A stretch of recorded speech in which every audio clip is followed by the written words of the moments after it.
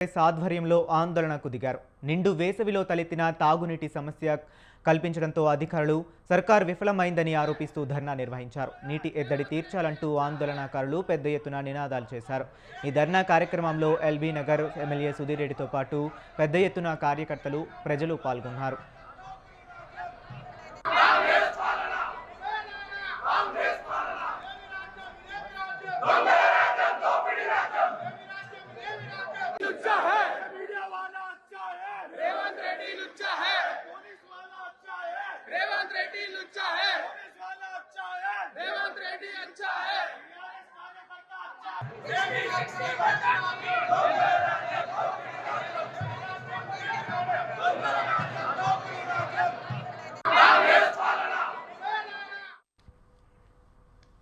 ఇక హైదరాబాద్ జలమండలి కార్యాలయం వద్ద బీఆర్ఎస్ ఆధ్వర్యంలో ఆందోళనకు దిగారు. నిండు వేసవిలో తలెత్తిన తాగునీటి సమస్య కలగడంతో అధికారులు సర్కార్ విఫలమైందని ఆరోపిస్తూ ధర్నా నిర్వహించారు. నీటి ఎద్దడి తీర్చాలంటూ ఆందోళనకారులు పెద్ద ఎత్తున నినాదాలు చేశారు.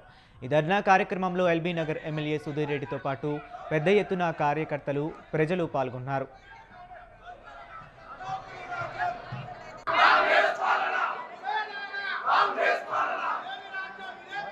Amen.